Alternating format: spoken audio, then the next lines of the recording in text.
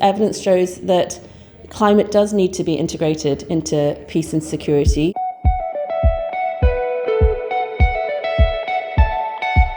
We know this anecdotally.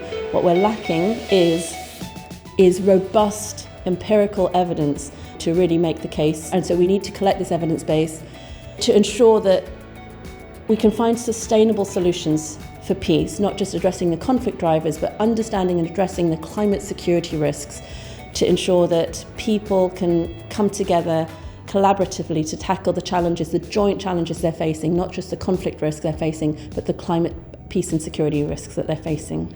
I think one of the most important lessons learned that we've had in the past few years is the need for very localized climate security risk assessments. So Weathering Risk uses innovative climate data and state-of-the-art qualitative and quantitative methods to identify the current and future impacts of climate change. One of the advantages of this consortium is that the framing is fundamentally evidence-focused.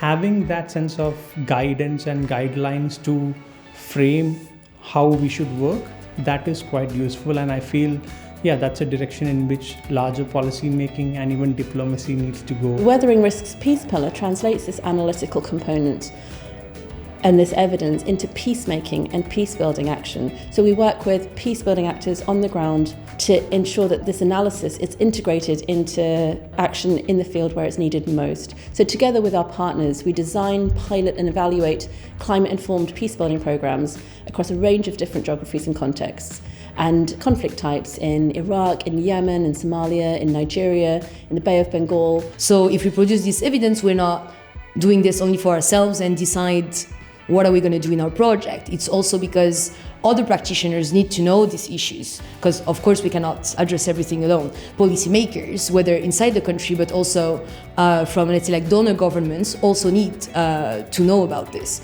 because that's probably, let's say, like the only way where impact can actually be achieved. The first thing is that we are generating new knowledge on a sector where little robust evidence exists. So we're pushing the evidence base forward.